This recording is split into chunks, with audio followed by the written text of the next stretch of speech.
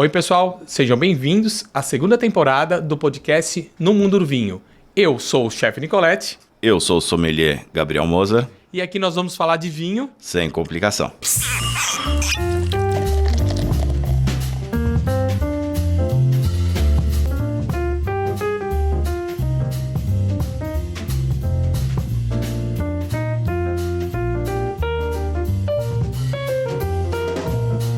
Começando o primeiro episódio da segunda temporada e teremos a missão árdua aqui no podcast No Mundo do Vinho de substituir duas figuras queridíssimas e grandes conhecedores do vinho, que é o Estevão e o Cid.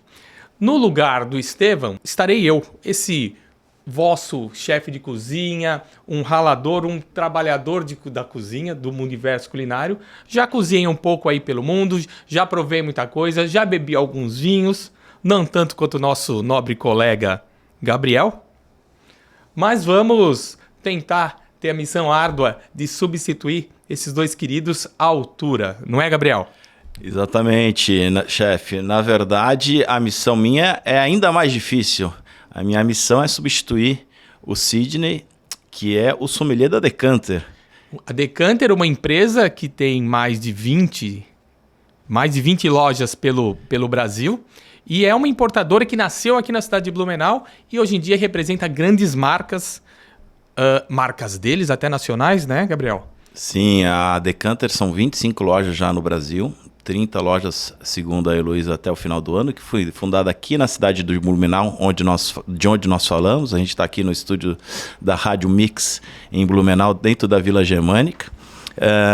E ela tem a exclusividade de uma série de vinícolas brasileiras e internacionais, dos principais países produtores, que tem vinhos super aclamados e tem a exclusividade para comercialização no território nacional, seja através do site da Decanter, seja através das redes lojas físicas. Exatamente, das 25 lojas. E o meu papel aqui é de sommelier, para falar com um pouco mais de conteúdo sobre o universo apaixonante que é o mundo do vinho. Antes disso, nosso querido Estevão mandou uma mensagem queridíssima pra gente.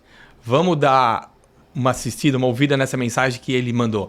Grande abraço, Estevão. Eu sei que você vai estar assistindo esse episódio, esse primeiro episódio da segunda temporada. E eu tenho certeza que você queria estar aqui provando vinho conosco. E aí, pessoal, tudo bem com vocês? Estevão Limana falando por aqui.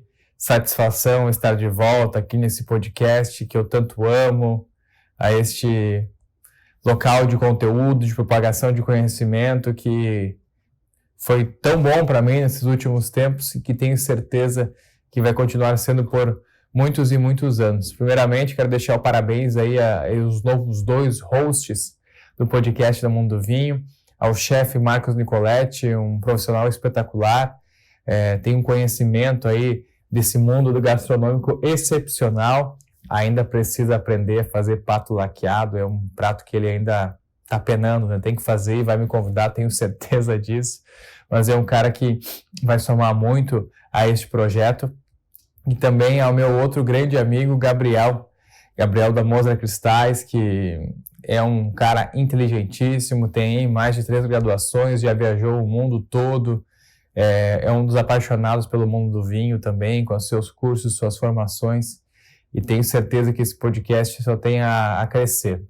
Bom, No Mundo do Vinho sempre foi um projeto que eu guardei com muito carinho, botei embaixo do braço, a ideia ficou germinando por um bom tempo, e aí a gente conseguiu colocar ela em ação em 2022, juntamente com o Sidney Lucas, nosso sommelier, e também o Montanha e toda a equipe da Mix Hubcast. E foi algo muito bom, é algo que foi um desafio para mim também como profissional, de poder entrar nesse mundo do podcast, que é diferente do jornalismo. Mas foi um ciclo, né, que já se encerrou. Precisei sair, né, deste meio do podcast. Hoje eu sou repórter da CNN Brasil, acabei saindo também de Blumenau, estou morando em Porto Alegre, no Rio Grande do Sul, e precisei sair desse ciclo, mas com muita dor no coração, assim, mas também com bastante alegria de ter compartilhado conhecimento com as pessoas, de ter tido um retorno da audiência muito legal, e também por ter aprendido muito aqui junto com todos vocês, quem nos escuta, quem nos assiste, aos companheiros da bancada também, toda a galera. Foi um tempo muito, muito bacana. E aqui quero deixar, então, vida longa ao No Mundo do Vinho, vida longa a esse projeto que vai crescer muito e tenho certeza que cada vez se posiciona mais no cenário de podcasts, de levar conhecimento e de levar também conhecimento da gastronomia agora para todo mundo que é apaixonado pelos vinhos, é apaixonado por essa bebida maravilhosa que tanto nos agrada, tanto nos faz feliz, nos acompanha. E desejo muito boa sorte a todos e conte comigo para o que precisar. E posso até mandar aquelas piadinhas, né, que a gente contava aqui, que eram boas, que eu tenho certeza que nisso aí vai ser difícil, né? Vai ser difícil igualar. Gente, um grande abraço, vida longa no Mundo do Vinho e boa sorte, Gabriel, e boa sorte ao nosso chefe Marcos Nicoletti. Um abração. Então, Gabriel, teremos a difícil, porém proveitosa tarefa de substituir o grande Estevão e o Cid nessa empreitada. E já deixo avisado, querido Estevão, que irei fazer, não sei quando, mas irei fazer o seu pato laqueado. Né?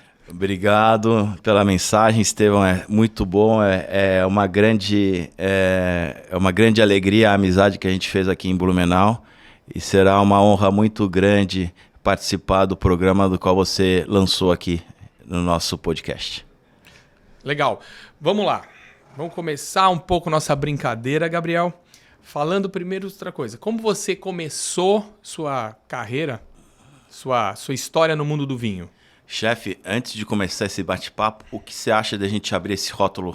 Espera aí, vamos lá. Por que? Vamos tomar daqui a pouco, mas por que já vamos abrindo? Olha, esse daí é um vinho intenso, né? Os taninos vão ser bem pronunciados. E o bom de abrir o vinho antes é que ele dá uma airada, né? Ele respira um pouco para os aromas se revelarem um pouco melhor, de forma que a gente consiga aproveitá-lo mais aveludado. Legal. Antes, vamos só abrir, não vamos falar ainda dele, vamos deixar ele só respirar, mas ele está aqui em temperatura ambiente. Sim, tá. Hoje nós estamos gravando isso no mês de junho. Então já estamos em Blumenau, sul do Brasil, já estamos a uma temperatura aí hoje de 14 graus. 14 graus nesse exato momento em Blumenau. Então, não refrigeramos eles antecipadamente porque aqui em Blumenau está frio. Exato, na verdade a temperatura boa para um vinho tinto é entre 15 e 18 graus geralmente, né? Vamos servir então e deixar pouquinho ele respirar? Excelente taça aí, é uma taça... Se segura, vamos falar das taças até daqui a pouco. É uma taça modelo exportação para vinhos intensos da Mozart Cristo. Perfeita para esse tipo de vinho com excelente bojo, mais de 900 ml de capacidade. Legal, voltando lá. Bom trabalhar assim, né, chefe? Isso não é trabalho, né? Opa! Isso não é trabalho. 9h39 da manhã. Saúde a todos a toda a audiência do blog, no Mundo do Vinho Decanter. Então, chefe... Como você começou sua carreira no vinho? Por que você foi para isso? Você não trabalhava com gastronomia... Exatamente. E não trabalhava com vinho, na verdade, com restauração, que a gente chama de restaurantes. Por que você começou? Na verdade, chefe, antes de falar como a gente começou, acho que vale a pena a gente falar das primeiras lembranças com o vinho. Legal. O vinho, ele sempre esteve presente na minha casa, na casa dos meus pais. Meus pais não eram do hábito de beber diariamente, mas domingo sim, domingo não, tinha almoço de família em casa. E o almoço de família, eu sou o último de 11 filhos, não sei se você sabia desse fato, e meu pai tem 44 anos a mais do que eu, ele sempre abria um vinho e todo mundo degustava. E mesmo os pequenos, assim, você nessa época tinha quantos anos, Gabriel? Olha, eu me lembro de eu muito pequeno degustar vinho. Isso não era um problema naquela época. Nem naquela época, mas até na Europa. Hoje em dia está mais regulado. Mas se tem, pelo menos aqui nós temos lembranças do sul do Brasil, de as crianças provarem um pequeno vinho com um pouco de água e açúcar. Então já começa... Você vai pegar em algumas gerações aí, dessa lembrança de fazer esse pequeno refresco de vinho, Certo. e começa ali, com os nossos vinhos mais rústicos, mais campeiros daqui do sul, mas já temos uma introdução, que é uma introdução interessante, né? Você começa a perceber os aromas, os sabores, né? Continua, Gabriel. E daí, na verdade, assim, obviamente a gente não tomava uma taça, era sempre molhar o bico, né? Pra gente saber do que é que os adultos estavam se interagindo, se inteirando, se degustando, né? E eu me lembro, assim, quando na década de 80, né? Eu sou de 78, acho que é uma idade próxima à sua, né? Exatamente. E eu me lembro que o comércio no Brasil ainda não estava aberto, então só tinha produção nacional. E o que imperava nos restaurantes era o famoso, saudoso Almaden, né? Almaden, Vinícola Aurora. Sim. Ainda não tinha, eu acho que nem começado o Garrafa Azul. Não tinha importação. Para quem não lembra dessa época, o Brasil tinha uma proteção, não tinha coisas importadas. Até para falar do que eu conheço um pouco, existem receitas, não sei se você sabe, existem receitas que nós chamamos de italianas, mas que nesse momento, na década de 60, 70 e 80 no Brasil, não eram feitas com ingredientes italianos, porque não se tinha acesso. Tem um clássico desse que é interessante, que chama-se no Brasil, que é um clássico de alguns restaurantes, principalmente de São Paulo, que é o Rosa Piemontese. Piemontese é uma região, até produtora de vinho. Piemonte. Exatamente. E que se tem uma comida tipicamente italiana aqui no Brasil, mas que não se tinha o arroz arbóreo para fazer o risoto. Qual a solução que encontraram aqui? Pegava-se o arroz convencional, o arroz que nós chamamos o agulhinha, o arroz nacional, e se acrescentava creme de leite, queijo, para ter a lembrança do risoto, porque não se tinha o risoto na década, não se tinha o arroz arbóreo. Agora já tem excelentes arroz arbóreos, até aqui no Vale do Vale do Itajaí, nacionais, mas não se tinha importado. Então, essas adaptações, que é o que acontecia também com a Almaden. E como é que foi a sua, chefe? Como é que foi a sua primeira lembrança com o mundo do vinho? A primeira lembrança já é um pouco mais rústica. Rústica porque meu avô, Nicolete, sempre também tinha uma mania, um costume que eu acho que antes dos antigos era muito mais tradicional, de manter grandes volumes de comida em casa. Grandes volumes, estamos falando de peças de provolone, fatiador de frios em casa, porque eu comprava peças de frios, porque ele tinha também vários filhos, os meus tios, né? E sempre mantinha um garrafão. Não tínhamos o Almaden, mas tínhamos vinhos campeiros, principalmente do interior de São Paulo ali. Vinhos, às vezes, feitos com uva Isabel.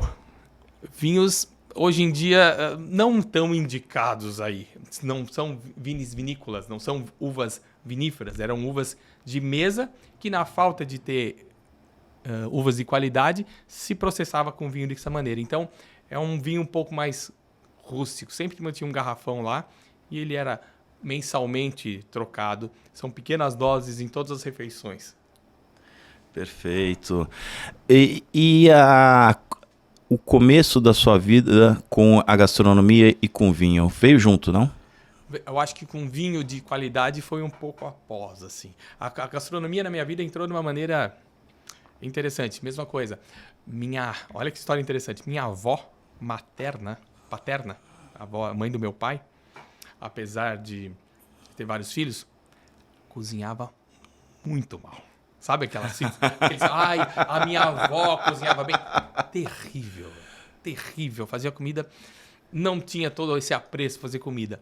Mas nas adversidades que são feitas grandes ideias e grandes soluções. Os filhos delas, meus tios, por uma questão, e principalmente meu pai, por uma questão de necessidade, começaram a cozinhar. Começaram a cozinhar e começaram a gostar disso. Então, quase todos os meus tios eram grandes cozinheiros. Isso, indiretamente, passou do meu pai para mim. Ainda assim, quando pequeno, de uma forma muito, muito amadora, muito caseira, depois dessa paixão pela comida, de você entender melhor cada prato, cada coisa, depois já com adulto, fui procurar formação e começar a ter acesso a percorrer o mundo, provar vinhos e saber estruturar vinho comida. Daí isso já aconteceu já na década de 90, que na década de 90 nós tivemos a grande virada aqui no Brasil, que até as vinícolas na região da Serra Gaúcha começaram foi o surgimento do Vale dos Vinhedos. Embrapa, né? Embrapa, de vinhos, não só vinhos de qualidade, mas uvas de qualidade. Teve uma pesquisa e um investimento em toda aquela região. Então, daí isso já começou. Quando eu comecei, efetivamente, na década de 90, a provar vinho, a saber, a entender melhor. Sua formação de gastronomia foi aqui na cidade de Blumenau? Foi aqui na cidade de Blumenau, numa graduação, a CELV aqui, da primeira turma. O curso agora já deve estar com quase 15, 20 anos aí, mas sou da primeira turma. Então, o interessante da primeira turma é que você é meio a cobaia, mas pode experimentar muito. Então, a gente teve grandes introduções, daí sim, da parte técnica do vinho, né? Onde primeiro você começando a provar de uma forma mais amadora, mais uma brincadeira, mas depois com um estudo mais técnico, mais geográfico, e depois sim, daí, vamos chamar de passeando ou provando mais, tanto o Velho Mundo, tanto Portugal, tanto do vinho que nós vamos falar hoje, né? Um vinho português, que começou a entrar no mercado brasileiro, o vinho português, de forma relativamente tardia. Mas lembrando que Portugal já produz vinhos de qualidade desde 1600, desde 1500 e desde 1700 com regiões denominadas, né, com vinhos... Lembra da aula de história, chefe? Tratado de panos e vinhos? Portugal e Inglaterra? Nossa, só temos o vinho do Porto porque, como eu disse, a diversidade criam grandes sacadas, né? O fato de não termos uma guerra por causa de uma guerra surgiram vinhos, né? Sim, perfeito. Então isso é muito legal. E até Novo Mundo, que a gente chama hoje, né? Novo Mundo, África do Sul, Austrália, Nova Zelândia e também o Chile, que daí Califórnia, Argentina. Califórnia tem histórias de vinhos novos, vamos chamar assim, mas vinhos de excelente qualidade, coisas que nós vamos provar. Hoje você está chefe do novo restaurante que vai abrir. Eu tenho um restaurante aqui em Blumenau chamado TC Restaurante e faço consultorias em outras casas, né? Mas logo daqui a um tempo vamos abrir uma nova operação aqui no centro da cidade de Blumenau, né? Vai se chamar Vapor d'Água. Vamos ter referências blumenauenses, né? O restaurante fica num lugar muito significativo para cá, que fica ao lado quase onde a cidade surgiu, onde tínhamos uma estação de trem. Então, nós vamos ter muito essa referência de trem, locomotiva, né? Nós somos uma réplica de uma estação de trem que efetivamente existia lá. Mas, apesar de aqui não ser uma cidade grande consumidora de vinho, vamos ter referência. Vou ter uma adega lá muito bem estruturada. Vou contar muito com a sua ajuda para estruturar a nossa adega. Com vinhos do Velho Mundo, do Novo Mundo. Vinhos que até, ousaria, que vão combinar com alguns pratos com um toque germânico que vamos ter no restaurante. Que bacana, que bacana. Vamos lá? Falar o seguinte, vamos começar a falar então desse vinho? Vamos falar do vinho. Minha trajetória com o mundo do vinho, na verdade, começou recentemente, né? Há 5 anos eu abri a Moza Cristais, né? Para um pouquinho. A região produtora de Blumenau tem uma tradição de produzir cristais que vem desde a década de 40, 50, 60. Ela foi brevemente interrompida aí na década, vamos chamar de 90 e 2000, onde várias cristalerias... A gente chegou a ter 3 cristalerias na cidade, a Cristais Hering, a cristaleria Strauss e a Cristais Blumenau, e todas elas começaram a partir da imigração de uma pessoa chamada Karl Strauss, que era alemão, que veio para Blumenau logo depois da Segunda Guerra por conta da família Hering. Ele casou com uma Hering e montaram a Cristais Hering. Isso mais ou menos que ano? Foi em 1952, são 71 anos então, de tradição. Essa veia cristaleira aqui em Blumenau já veio, não é de uma imigração inicial ali em 1800, já é vamos chamar uma imigração mais nova, na década de 50, é isso? Sim, a Segunda Guerra, literalmente, ela destruiu a Alemanha, né? E naquele cenário, em 1952, fazia 7 anos, nada tinha sido reconstruído relevantemente. Para quem não sabe até, para você produzir cristal, você precisa de uma coisa que custa muito, que é energia, que é calor, né? Sim. E eu imagino que no pós-guerra, as fontes de energia, né, combustível, carvão, para gerar calor para um forno, ficaram muito caras até, né? E você sabe que durante muito tempo as cristalerias funcionavam a partir de lenha. Quer dizer, para conseguir o calor, um cristal se funde a que temperatura? 3.000, 2.000? É 1.480 graus. Isso, precisa de muita energia, muito calor. A fusão, porque na verdade o que faz o cristal ser o cristal não é a grossura dele, mas é a composição. De chumbo, né? É a matéria, é a forma, é a receita do bolo, chefe. Perfeito. De forma a clarificar melhor isso. Então, na verdade, a gente chegou a ter essas 3 cristalerias, paulatinamente elas foram fechando, e a partir do fechamento da última, a Moser Cristal surgiu, e a gente começou a fabricar aqui na cidade de Blumenau. E daí, eu sou formado em Geografia, Economia e Direito. Eu tive que aprender a tocar uma fábrica de cristal, e depois de fazer peças, eu tive que aprender sobre vinho. Porque, na verdade, a sua introdução no mundo do vinho foi, já que eu faço o recipiente, vamos saber o que tem lá dentro. Seria mais ou menos isso. Exatamente. Então, quando veio a pandemia, isso é até uma coisa bem recente, né? A gente está em 2023, no momento que a gente fala esse podcast, a pandemia foi em 2020, né? Fevereiro e março de 2020, até teve... Eu era muito inteirado da cerveja, né? Porque a gente já fazia o caneco oficial da Oktoberfest. Nada mais justo de provar, e faziam isso. Então, quer dizer o seguinte... o mercado cristaleiro, vocês, ao invés de entrar no combate de produzir peças de baixo valor agregado, vocês vamos nos especializar, vamos produzir material. Nós temos técnica, nós temos mão de obra extremamente especializada, vamos produzir material de alta qualidade. O Frederic Strauss hoje trabalha para a gente, o antigo proprietário da cristaleria Strauss. Ele já tinha uma linha sommelier e ele fornecia para várias vinícolas da Serra Gaúcha. Com a descontinuidade da antiga empresa, houve um descrédito em relação às cristalerias e à sustentabilidade das cristalerias de Blumenau em relação à capacidade de fornecimento para a Serra Gaúcha. Isso fez com que várias delas, bem como das vinícolas da Serra Catarinense, trocassem o produto nacional pelo similar importado. Lembrando que o importado, normalmente China, Turquia... República Tcheca. República Tcheca. Daí já fomos... Itália, exatamente. Boêmia, né? Exatamente. Porém, qualidade ele tem, mas não vai ter o custo alto. Na verdade, a qualidade do maquinado ele não tem. Porque o cristal autêntico, 24% óxido de chumbo, com essa boca aqui bem polida, fina, com essa haste elegante. sem vinco, né? Isso daí é apenas com artesanal. O trabalho artesanal na Europa ele é muito caro. Correto. Mão de obra cara. Exato. Então, se você tem a mão de obra cara, você acaba tendo um produto artesanal na Europa muito caro. Então, uma peça de cristal soprado na Europa é caríssimo. Estou falando aí de 70 euros a peça. Daí nós ganhamos, temos a qualidade, temos uma mão de obra qualificada. 70 anos de tradição na cidade. E daí eu tive, durante a pandemia, todas as lojas que compravam cristal da Moser estavam fechando por conta dos decretos governamentais, dos governos estaduais. Quem estava aberto? As vinícolas.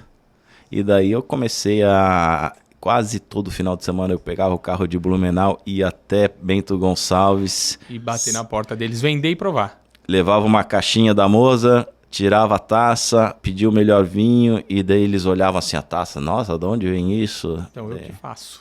Então não precisa atravessar o Atlântico, nem pagar tão caro para você ter um produto desse na sua vinícola. Hoje a gente é o maior fornecedor de taças da Serra Gaúcha. Depois de ser o maior fornecedor de taças da Serra Gaúcha, agora que a gente tem uma referência muito positiva, a gente precisa atingir o público final. E para atingir um público final, eu preciso entender o que é colocado dentro dessa taça. O que é colocado dentro dessa taça? Qual é o conhecimento que o público final tem? Porque hoje em dia, você se apresentar como sommelier é muito difícil. É muita coragem, na verdade, chefe. Nosso podcast aqui é o vinho sem complicação. Então a palavra sommelier, para o público geral, às vezes vai dar aquela assustada. Sim. E o sommelier nada mais é de uma pessoa o quê? Uma pessoa que estuda o vinho. E faz o guiamento. A condução desse... Porque, vamos lá, A pessoa tem vinhos que vão se adaptar muito bem a alguns pratos, outros não, e algumas pessoas ou não. Tanino é às vezes muito presente, e algumas pessoas vão ter uma... E são vinhos fantásticos, mas vão ter uma resistência, né? Continua ali. Então, é muita coragem para você se apresentar como sommelier, porque as pessoas que gostam de vinho, e a gente está falando no mercado que é para todos os bolsos, mas tem muita gente com capacidade financeira muito alta que adora vinho. Então, e eles estudam muito. Então, é um público... Esse eu acho que é o que apaixona no mundo do vinho. Nós não estamos falando apenas de uma bebida para ser degustada. Claro que ela é fantástica, ela é ser degustada, mas a gente está falando do que sempre de uma carga de história. Cultural. Cultural e de vida. Exato. Né?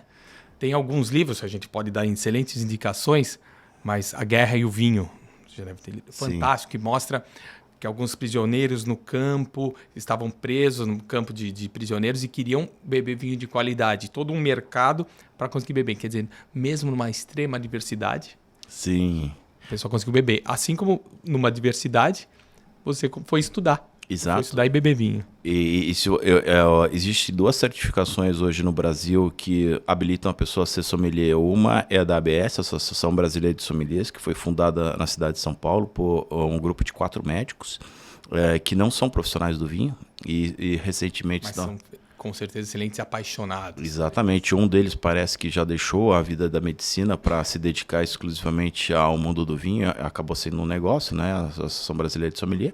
E a outra é o WineSet, que é uma associação britânica fundada em Londres, que hoje está em 70 países, que é o Wine Spirit Trust Education. Para quem não sabe inglês, é vinho, spirits destilados, né? Educação Trust. Educação real? Não, Trust na verdade é acreditadora, sabe? É como certificadora da educação de vinhos e destilados. E eles dão certificação, são 3 certificados, o WineSet 1, 2 e 3, depois o diploma WineSet. E depois eles têm também o certificado de vodka e o certificado de saquê. De destilados, na verdade, e de saquê. Creio que logo teremos no futuro, quem sabe, uma certificação de cachaça brasileira. Não sabemos, mas... Ela entra dentro da categoria de spirits, na verdade. Mas o mundo do vinho, assim, como a Mozart acaba produzindo taças e copos para os diferentes tipos de mercado alcoólicos, eu acabo tendo que beber tudo, né? Assim como o chefe, né? Para quem não sabe, vocês, por exemplo, produzem já uma taça de degustação de cachaça? Sim, a taça oficial da cachaça brasileira, a gente desenvolveu, quem criou foi uma senhora em Minas Gerais, em Belo Horizonte. Ela compartilhou, ela foi criada pela Cristal Blumenau, os desenhos vieram para mim, e da gente hoje cria para várias cachaçarias no Brasil todo. Mas vamos falar de vinho? Vamos voltar a falar de vinho. Primeira coisa, vamos lá. Porque eu vejo que você já está provando, já está degustando. Abrimos ele deu uma respirada, legal. Antes de começar a beber, por que escolhemos essa taça, Olha, Gabriel? Esse vinho é um vinho Conde Vimioso. Ele é um vinho português. Os vinhos uvas. Então, os vinhos de Portugal, eles são conhecidos por ser blend. As pessoas... Blend? Acho que qual é a diferença de blend e assemblagem? Na verdade, é a mesma coisa. O blend é uma mistura e a assemblagem é uma mistura, só que em diferentes línguas. O blend é o inglês. Então vamos... Blend, assemblagem, mistura, vamos usar essas 3 palavras aqui na nossa conversa. Legal. Existem então vinhos, voltando para assim, existem vinhos que vão ser só de uma uva, e existem vinhos que vão ter esse, por exemplo, que vai ter 4 ou 5 ou até mais uvas. Por que eles fazem isso? Exatamente. Existem os vinhos que são de uma uva só. Na verdade, para quem não sabe, assim, para os leigos, né, não sei se é o primeiro ou o 18º ou 30º episódio que você está assistindo, para quem não sabe, o vinho é feito a partir da fermentação de suco de uva, né? Então você primeiro, para fazer um bom vinho, você tem que fazer um bom suco de uva. Tem que ter uma boa uva para isso. E tem que ter uma boa uva com uma consistência, com características, com sabores, com aromas, que sejam interessantes para dar complexidade ao vinho. Quando você faz um vinho no Velho Mundo, na Europa, como o pessoal diz, eles costumam ter vinhos regionais. Então, eles estão falando de terroir. O que é terroir? Na verdade, terroir em francês é terreno, mas significa a região no qual não o vinho é feito. Terreno, Exato. Me corrija se eu estou errado. Tem a ver Ao pé da letra. com intensidade de chuva, quantidade de sol. E algumas vezes, até na França principalmente, até a inclinação desse terreno, se ele é nesse morro, próximo, vai ter variações que vão produzir uvas diferentes e chegaremos em resultados diferentes no final do vinho, correto? É terroir, que é terreno, mas na verdade o melhor mesmo seria usar como território. Qual a diferença do terreno para o território? O território ele é meio que a conjunção disso tudo em português. Porque o território ele vai falar do solo, se o solo está em terra vulcânica ou se é pedra embaixo, se tem calcário, se não tem calcário. Exato, pedras roladas, sedimentos, areia. Quando você assiste a missa, direto está falando a videira que nasceu no meio das pedras e não durou muito e se foi. Então, o terreno ele é super importante. A inclinação, a orientação para o sol na Alemanha, onde o clima é mais fresco para quem não sabe é frio, não é? O clima mais fresco é super importante que esteja o terreno inclinado para a face sul, que é para onde o sol está orientado, né? Então a geografia é importante. Vai ter mais luz. Exatamente. A folha vai trabalhar mais, receber mais luz, vai criar características naquela uva que eles vão querer em algum vinho ou outro. E outra questão também, para quem não sabe, as principais regiões produtoras de vinho, elas estão ali entre o... Paralelo 33, aqui embaixo. Exatamente, o 30 e o 50, norte e sul. E o 50 lá em cima, legal. Dividindo o mundo. Exatamente. Então, temos uma grande faixa na parte superior, onde pega a Europa, alguma região dos Estados Unidos ali, principalmente o norte, que produz bons vinhos. Oregon, olha, tá, até o sul do Canadá tá ali, ó. E não a longo prazo, ou médio, curto prazo, teremos até bons vinhos, pode ser até na China, apesar de não ter esse costume deles de tomar vinho com essa estrutura, né? E o outro paralelo aqui embaixo, que perceba o seguinte, me corrija se eu estiver errado, Rio Grande do Sul, África do Sul, Austrália e Nova Zelândia estão nessa mesma faixa, que por isso que produzem vinhos, e Chile, claro, Argentina, que vamos produzir vinhos de qualidade nesse paralelo também, correto? Correto. Na verdade, o planeta é Terra, mas na verdade é planeta Água, né? Sendo que a parcela de terra no hemisfério norte é muito maior do que a parcela de terra do hemisfério sul. As pessoas elas não têm conhecimento. E pegamos muita água aqui embaixo. Da dimensão do planeta. Você sabia que de São Paulo até Miami é mais perto do que São Paulo até El Calafate na Argentina? Assim, o mundo é muito grande. Então a gente não tem muita noção do tamanho dele.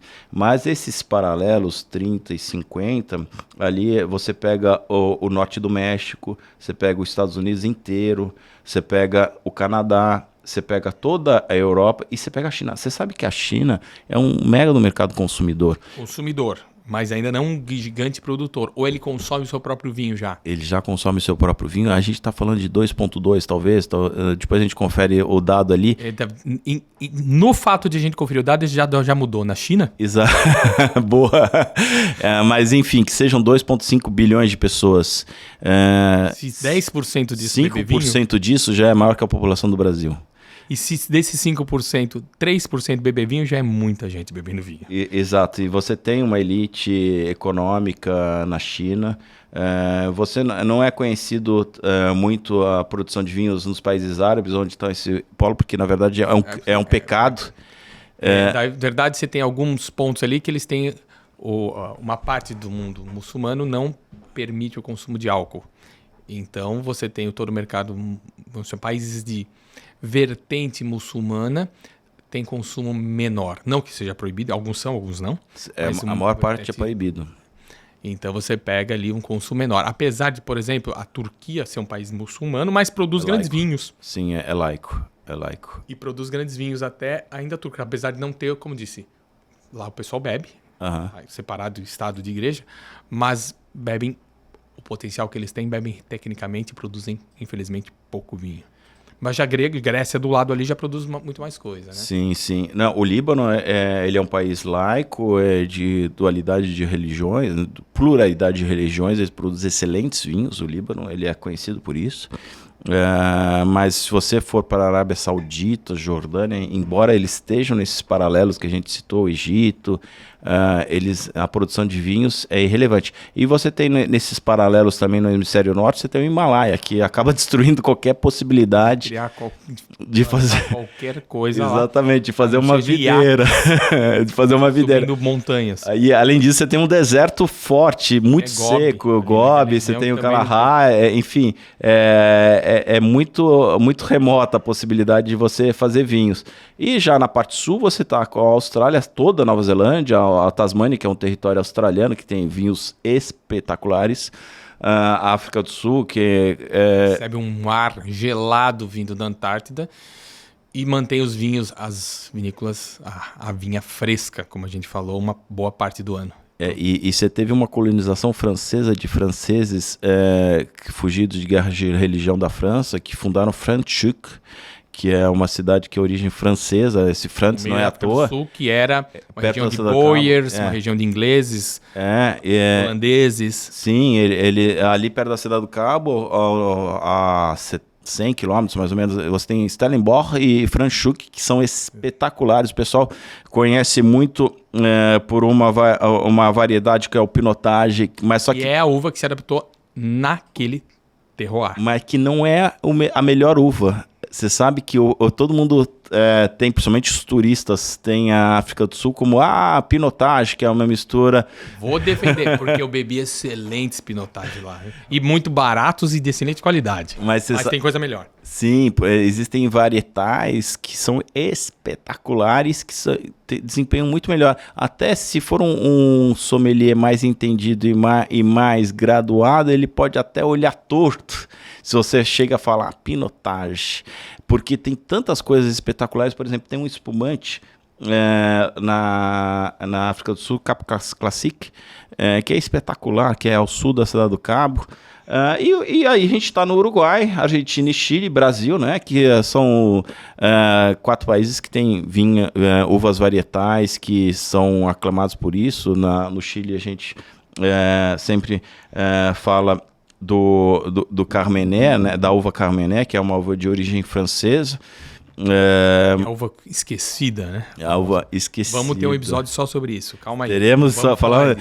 Na Argentina temos o Malbec, no Uruguai temos o Taná e no Brasil temos o Merlot, que é a uva que se adaptaram exatamente ao microclima, ao nosso terroir. Então vamos lá, fazer o link. Falamos um pouco disso, vamos fazer o link agora para esse vinho regional do Tejo. O Tejo é um rio que nasce na Espanha e corta Portugal, formando onde ele passa um vale. Quais são as características desse vinho que nós vamos encontrar tipicamente do Tejo, não alentejano, mas tejano, ou Rial, como é a região do Alto Tejo, né, que eles chamam? Exato. Na verdade, essa coleção aqui da vinícola Falua é uma coleção no qual ela mistura vinhos de uvas portuguesas com vinhos estrangeiros. Vamos separar as portuguesas primeiro. Então, a uva mais significativa para Portugal, Touriga Nacional. Exatamente. A Touriga Fala Nacional... um pouquinho dela, dessa uva específica, tão presente nos vinhos portugueses e não se bebia no Brasil, como disse, até a década de 90, 2000, não se conhecia disso. Vamos lá. Eu fui padrinho recentemente lá na cidade do Porto, da Renata e do Paulo, faz um pouquinho mais de um ano, e o casamento foi na cidade do Porto. Ah, que fantástico. E daí eu tomei muito vinho português, meu amigo. E você sabe que o vinho do Porto, da região, o vinho Douro, né, na verdade, Douro é o Rio Douro. É um outro rio. Exatamente. O Tejo corta Portugal no centro-sul.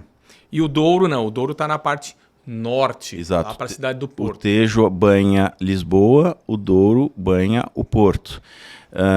Então, a região do Douro ele tem vinhos espetaculares que são conhecidos no mundo inteiro, que é o varietal, é o terroir português mais conhecido.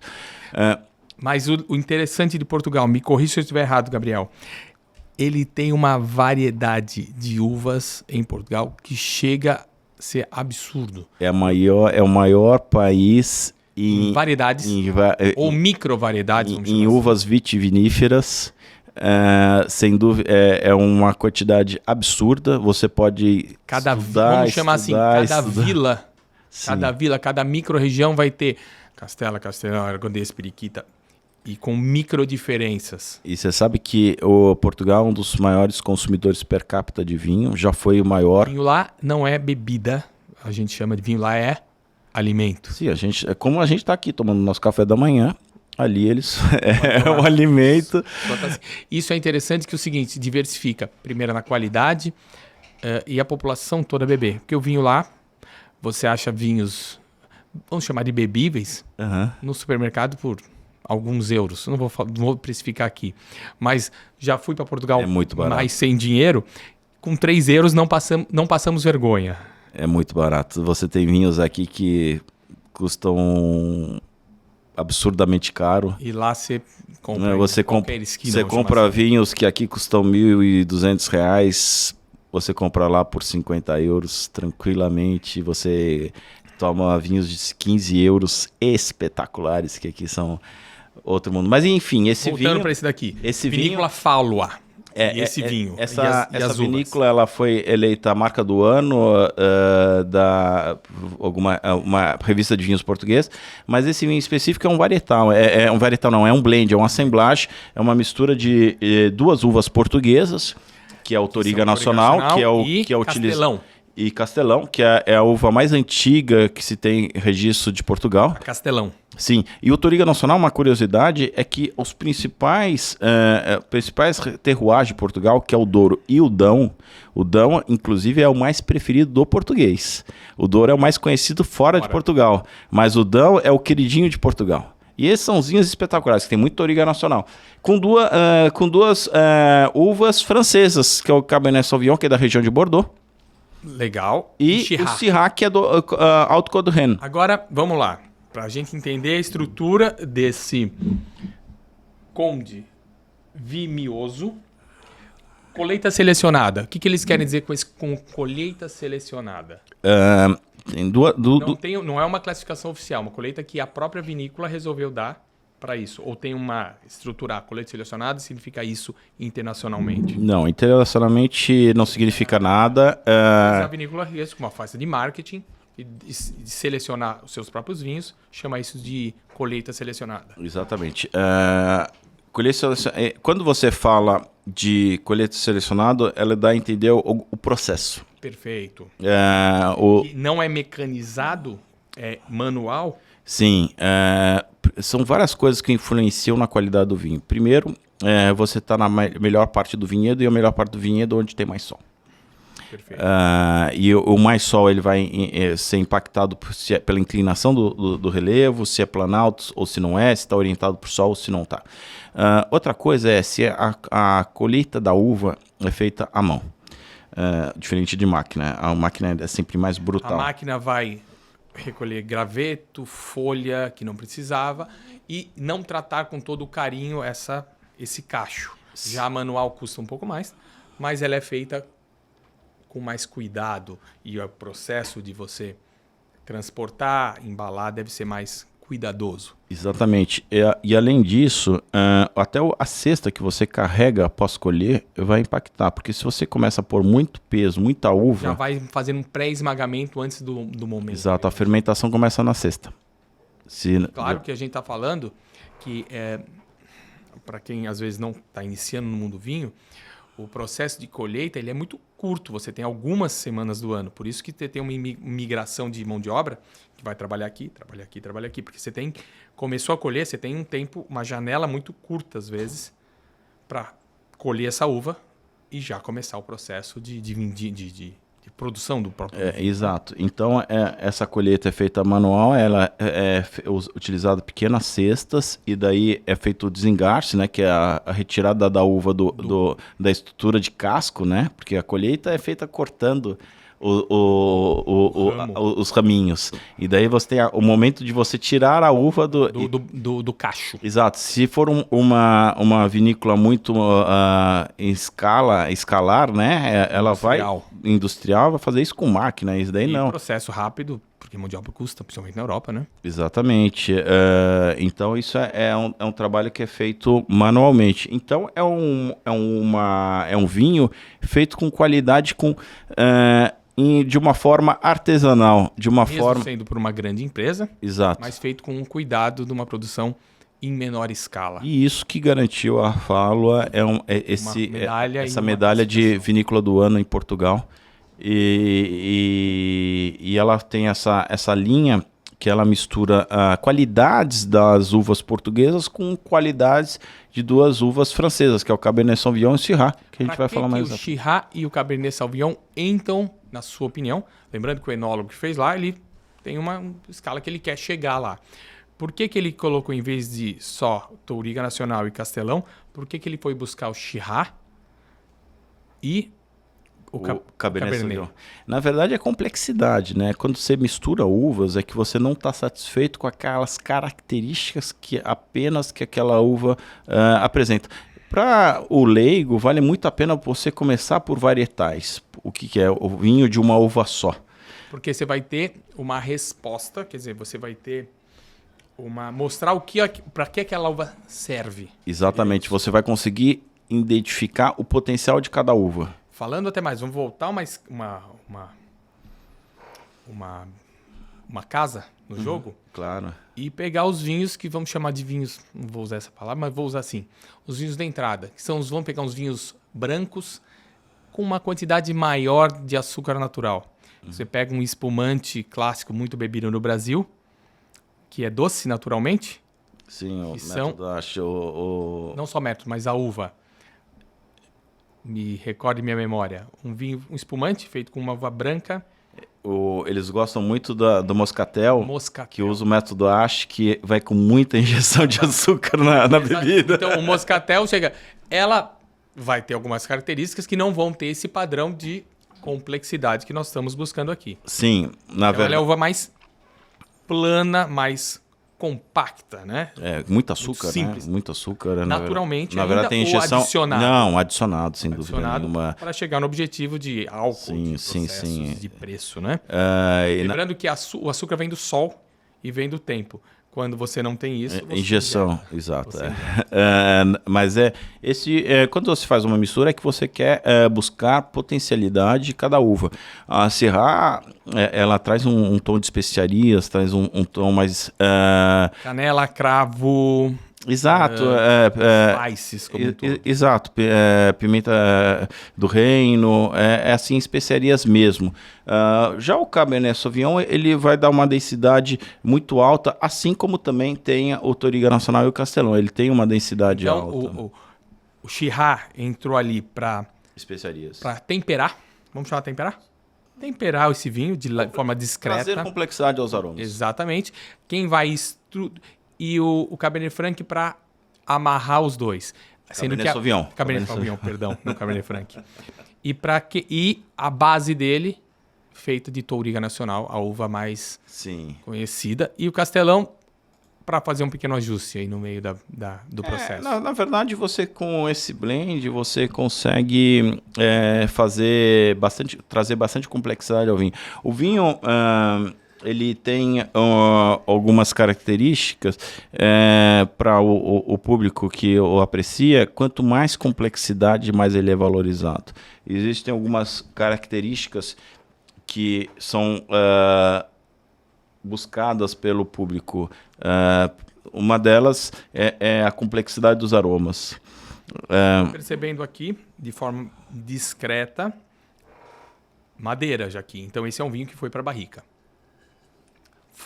Não é um vinho ligeiro, é um vinho que deve ter passado por madeira em algum momento do processo. Sim, ele passou por madeira, ele tem 6 meses de barrica de carvalho, francês, Mas a principal característica dele é você vê uma fruta vermelha, você vê uma framboesa, mas você vê aromas secundários e até alguma coisa de terciário, que é o envelhecimento do vinho na madeira. Que a madeira vai imprimir as características mais, vamos chamar de profundas? Sim, sim, vai aveludar os taninos, vai deixar o vinho mais delicado para que ele não agrida e traga uma adstringência negativa na boca. Como forma geral, puxar um pouco a sardinha para minha brasa.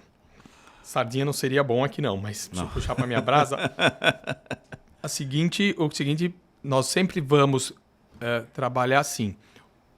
O que se planta a uva da região, vamos procurar um prato da região para comer. Então, com certeza isso daqui vai combinar com um assado de ovelha, de cordeiro. Ele vai vai combinar muito bem. E alguns pratos portugueses. Mas eu vou tentar aqui fazer uma sugestão já linkando para o nosso prato, porque a gente não come cordeiro sempre aqui no nosso dia a dia, não come ovelha e não vamos comer um peito de pato aqui, já vai rolar muito bem nesse vinho, tá? Opa, um marreco. Até o marreco feito pelo Germânio estilo alemão, sim, vai combinar muito bem com esse vinho. Mas eu acho que eu daria um passo a mais, hein? Eu até beberia ele não com uma costela gorda, mas com um assadinho de tira. Interessante. Eu a brincadeira ali com um churrasco mais estruturadinho ali. Eu gosto bastante com pratos muito salgados ou muito ácidos, você vai com vinho tinto muito bem. Porque ele vai combinar e ressaltar os aromas dos pratos. Mas o vinho, uma das características dele é justamente como ele combina com os pratos, né? Porque o vinho existe a experiência de tomar o vinho, que é o degustar, né? O degustar não é só gustar. O que é esse D a mais? Esse D a mais é com atenção. É com percebendo o que está acontecendo aí, o que está acontecendo na bebida e o que está acontecendo na sua boca. Exato, é essa atenção, é esse detalhe a mais que faz com que você tente entender os aromas que o produtor, que o enólogo quis entregar para você, e essa atenção. E eu acho que vale a pena a gente falar mais uma coisa de degustação. Existem dois tipos de degustação, chefe. Existe a degustação horizontal e a degustação vertical. Vamos quebrar mais essa informação. O que é a degustação horizontal? Legal. Horizontal, assim, no mesmo ano... temos que deixar um pouquinho aí para no mesmo ano a gente experimentar diferentes tipos de vinhos da mesma safra. Perfeito, calma aí, vamos voltar uma casa. Nós pegamos do mesmo tipo de uva. Não necessariamente. Vários anos. Não. A horizontal é a degustação de diversos vinhos da mesma safra. De uva, da mesma uva ou de outras uvas? Não, safra 2020. Legal, então você está dizendo que eu vou, um vinho produzido pela Falua, eu vou lá e eu pego 2020, Touriga Nacional 100%, Castelão 100%, e vamos pegar um aragonês, Pega um Douro e um aragonês. Vamos pegar esses quatro, tudo 2020. Da mesma vinícola ou não? Você pode até mudar o país. Estamos falando de ano só. De ano. Mas você não acha que a distância geográfica pode mudar um pouco da uva ou não? Deve mudar. Mas para você ver naquele ano como é que aconteceu? Os vinhos performaram. Perfeito. E a diferença da degustação vertical é você experimentar o mesmo vinho em diferentes anos. Você sabe que eu tenho um amigo de Belém, que mandar um abraço para o João. Ele, Santa Orgânica, ele tem um restaurante lá e é um super estudioso de vinho. Ele comprou vinhos Bourgogne de diferentes anos para ver que ano que o sulfito entrou no vinho da Borgonha. Sulfito, para quem não sabe, vamos fazer uma breve explicação. O sulfito é um conservante do vinho que, se você... Ele é ligeiramente mais pesado que o moço, que então ele vai ajudar no processo de baixar alguma coisa lá para o fundo da tina. Exatamente. Na verdade, ele vai ajudar a conservar o vinho e a manutenção do vinho, etc. Ele vai... Então, de repente, colocam em alguns borgonhas para aumentar o tempo de guarda. Exatamente. Aumentar a estruturação do vinho. Aumentar o tempo de guarda. E, na verdade, várias vinícolas hoje utilizam, algumas não, os naturalistas não utilizam, etc. Mas você sabe que existe um evento histórico muito importante que é o Julgamento de Paris. Não sei se tem um filme excelente sobre isso, que antes dele introduzir o assunto, até acontecer esse fato, os vinhos do chamado Novo Mundo, californianos, neozelandeses, sul-africanos, chilenos, eram considerados, pelo protecionismo do Velho Mundo, vinhos sem qualidade, vinhos ruins, vinhos fochados, né? Até acontecer esse fato que o filme mostra um pouco de uma forma aventuresca, mas um filme é por isso que ele fica bom, que eles fizeram degustação às cegas. Exato. E vinhos do Novo Mundo ganharam. Quer dizer, para o francês, para a alma do vinicultor e dos marchands franceses, isso foi extremamente assustador, né? Sim, e a gente, como qualquer produto do mundo capitalista, chefe, a gente está falando de marketing e de negócio. E de business. Então, não é interessante para nenhum produtor que tem uma marca conceituada, renomada há mais de 200 anos, chegar um Zé então, Boca novo. Exato, que ele gasta milhões com marca. Para manter, você entrar em julgamentos assim. Tanto é que tenta trazer algum espumante, algum champanhe francês, né? Porque é redundância falar champanhe francês. Tenta trazer algum champanhe para uma prova de espumante. Eles não vão perder. Podem, não vão. Tem coisas excelentes lá, mas eles podem perder. Por que eles entrariam se eles podem perder? Eles estão lá. É uma competição que eles só podem perder. E a gente ganha em qualidade e em preço. Sim, daí é muito complicado. E a história do champanhe, vamos ter um episódio específico só sobre o champanhe. O champanhe foi uma das maiores cases de marketing, de pegar um vinho tecnicamente de não boa qualidade e promovê-lo a linká-lo na nossa inconsciência como celebração, como o que a gente faz no Ano Novo, o que a gente faz quando a gente casa, o que nós fazemos quando vai inaugurar um navio, quebra uma garrafa de champanhe. Então, eles conseguiram trazer memórias afetivas pra gente de forma incrível. Pegaram um vinho que não tinha a sua estrutura e transformaram numa celebração, numa festividade. Isso é de forma incrível. Podemos fazer isso um dia com algum vinho nacional, hein? Podemos, quiçá faremos. Na verdade, põe aí a frase que está na tela, né? Não é só celebração. Napoleão dizia que nas vitórias o champanhe é merecido, nas derrotas ele é preciso. Ele é necessário. Mas vamos voltar para o nosso vinho. Da sequência, a gente falou de degustação e vamos fazer uma introdução de harmonização, né? Porque existe diversos tipos de prato, existe diversos tipos de vinho. O universo da gastronomia, chefe, o senhor pode falar com mais propriedade gigante, do que fantástico, e ele vai... alguns vinhos vão levantar um prato e vão se auto-levantar, vão deixar eles estruturados, mas podem também, um prato errado no momento errado, pode matar um vinho de excelente qualidade. Então, e trazendo um pouco da psicologia, a gente não fala de pessoas, a gente fala de ações.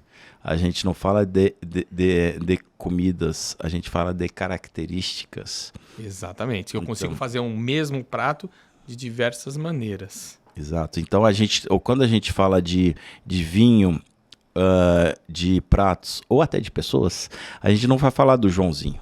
A gente não vai falar do bife, a gente vai falar das características dele. E quais são as características dos pratos? Os pratos eles podem ser ácidos, os pratos podem ser amargos, os pratos podem ter umamis. Umami, para quem não sabe, é aquele quinto elemento. Vamos chegar lá. Presente lá de forma magnífica no parmigiano reggiano. No cogumelo. Vários cogumelos, vários fungos. O prato ele pode ser ácido, o prato pode ser amargo, o prato pode ser picante e o prato pode ser salgado. Então, dada essas características dos pratos, você tem vinhos que melhor vão combinar. Eu acho que o objetivo do podcast de hoje não é falar com muita extensão sobre isso, senão está muito longo. Vamos estender isso em outros pontos. Sim, mas a principal link, qual é o nome dessa palavra? É harmonização. E combinação. Exato. De forma harmônica. Exato. E o objetivo da harmonização é o 1 mais 1 ser maior que 2. E 1 mais 1 não ser 1,5 ou menos 5. Lembrando aqui, então, o que você está falando para a gente e para os nossos ouvintes é que não existe receita pronta para harmonização. Não existe. Existem algumas regras conceituais, mas elas servem para nortear, mas elas podem e às vezes devem ser quebradas. É Sim. isso? Os pratos eles têm elementos, os vinhos têm elementos. Esses elementos são esses que eu falei anteriormente: a doçura, o umami, o picante, a acidez, o amargor e o salgado. Esses elementos eles podem ter tanto no vinho quanto na alimentação. Se você, por exemplo, come uma sobremesa, você não vai tomar um vinho ácido e potente na sobremesa, porque simplesmente o vinho ele vai ser nulo nessa experiência. Sempre que eu vou indicar um vinho de sobremesa, dependendo da sobremesa, é sempre um desafio. Você pode matar grandes vinhos e pode... como disse, é um desafio. Principalmente quando a gente tem sobremesas, vamos chamar de brasileiras como um todo, né? O Brasil consome na sobremesa um teor altíssimo de doce. Doce de leite, chocolates doces, poucas frutas na sobremesa. Sobremesas no resto do mundo são menos doces. E combinar vinhos... E aqui em Blumenau, então, hein, chefe? Mais ainda. Então você tem torta glória, bolos... Cuca, vamos explicar o que é cuca? Explica o que é cuca aqui, chefe. Cuca, para quem não sabe, ele está na transição entre um pão e um bolo. Legal? Pão e bolo, porque ele usa fermento de pão numa massa que é um bolo. E ela é coberta com diversos... Chama toppings. Toppings, o alemão ia ficar meio bravo. Com sabores. O clássico é uma mistura de creme, que é um creme de confeiteiro, com uma farofa, que é feito à base de gordura, manteiga, açúcar e farinha. Mas o universo das cucas se ampliou. Você acha hoje cucas salgadas, cucas com frutas da estação, cucas com Nutella, cucas de diversas maneiras. E ela por isso, como é uma cobertura, um topping dela é uma farofa, vamos chamar assim, de gordura, açúcar e trigo, doce, bem doce. Então harmonizar com vinhos tem toda uma complicação do doce e harmonização. Então você tem que tomar um vinho igual doce ou mais doce. E vamos lá, parou. Agora é um desafio. Posso trabalhar nessa harmonização de forma comparativa apenas? Complementativa. Quer dizer, eu vou tomar um vinho igual ou mais doce? Ou Porto, Semillon, Marsala? Ou vou para o outro caminho e vou tomar um vinho extremamente conflitante? Não, você tem que tomar um igual doce ou mais doce, porque senão a sobremesa ela não vai ser entendida, nem o vinho vai passar em branco. Perfeito. Um vai meio que matar o outro. Não, na verdade o doce ele vai sobressair. E a harmonização, casamento é bom quando é bom para os dois, né?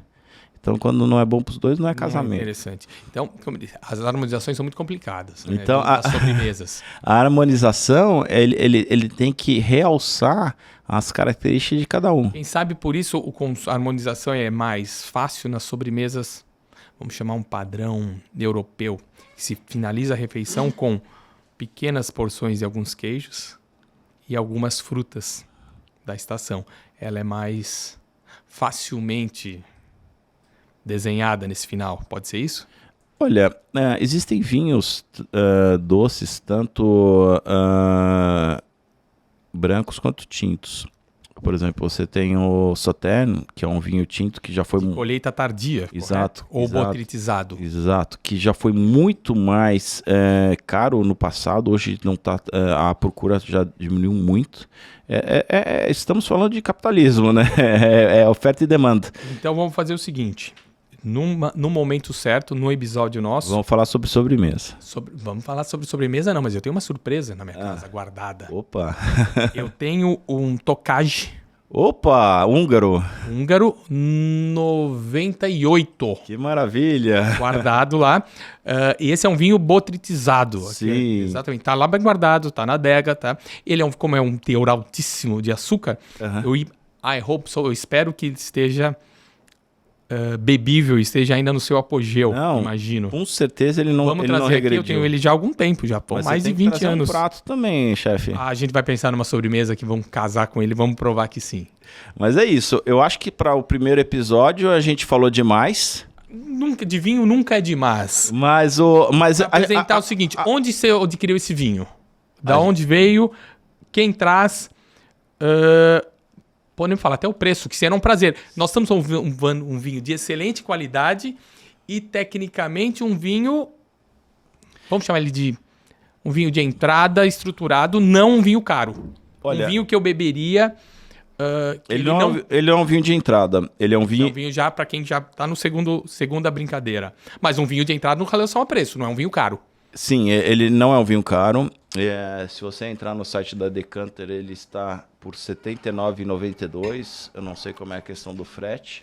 Se não estou errado, acima de R$100, o site da Decanter está para o sul do país, frete grátis. Opa. E o resto do país, acima de R$300, frete grátis. Quem compra um vinho não compra um, né? Exatamente. Já compra dois. Exatamente. Então, é um vinho de excelente qualidade, taninos arredondados. Você sentiu alguma astringência pesada na boca? Lembrando que nós estamos provando aqui só com água, não estamos colocando pão, não estamos fazendo nada. E ele não está amarrando, não amarrou a boca. Não amarrou a boca.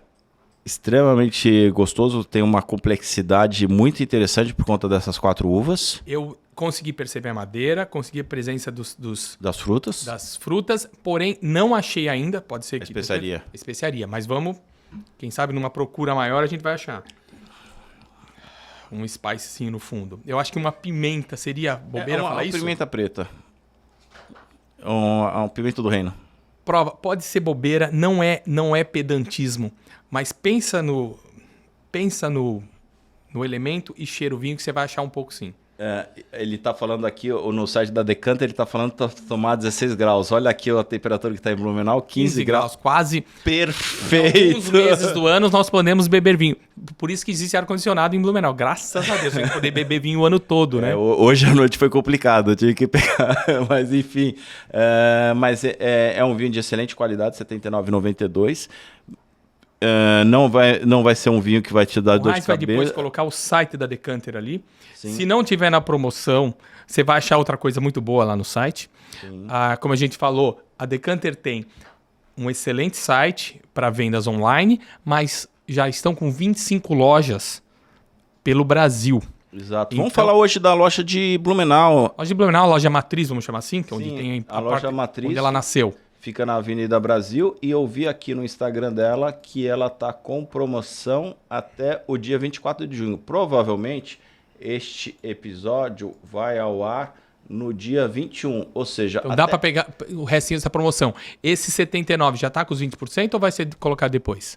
Não, é o Já tá com os 20%. É o preço final, mas só que eles vão estar com promoção de rótulos. Assim, Entendi. Sabe então, quando provem esse e procuram um que tá com os 20%, que vão ter uma excelente... Não, vai ter condição ainda melhor, sabe por quê? Porque tem alguns rótulos que deu uma raspadinha, riscou o rótulo. Tá perfeitamente bebível. Sim, exatamente. A bebida tá íntegra, simplesmente é a questão do rótulo que sujou, amassou, rasgou. Então eles estão com essa promoção que vai até o dia 24, e que vale super a pena. Mas e são descontos inéditos que chegam até 70%, de acordo com a quantidade de vinhos que você compra. Excelente. Então, vamos lá, então, chefe? Vamos provar. Obrigado. E foi um excelente... Espero que tenham gostado desse primeiro episódio da segunda temporada. E o Estevão vai ficar bravo que a gente tem que mandar uma... Será que mandar uma garrafinha desse para ele? Pô, vamos ter que mandar. A gente agradece, então, a Rádio Mix, que é a promotora desse... mantenedora desse podcast. E agradece a Decanter, que cedeu os vinhos. E a gente vai falar com muito vagar de todas as vinícolas que ela trabalha, porque é uma excelente qualidade. O seu Adolar, que é o fundador da Decanter... Tem uma história dele, não sei se é lenda...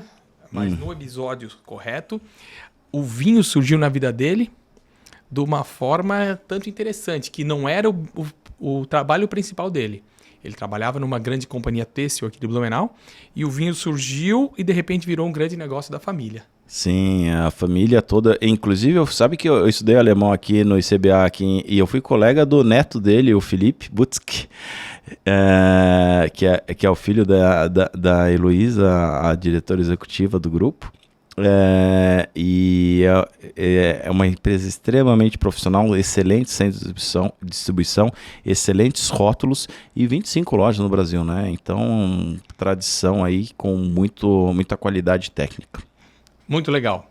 E finalizando esse podcast, um brinde a todos. E vivam a vida, provem o vinho. Vai começar o inverno agora, teremos grandes vinhos para provar. Grande abraço a todos. Prazer, chefe.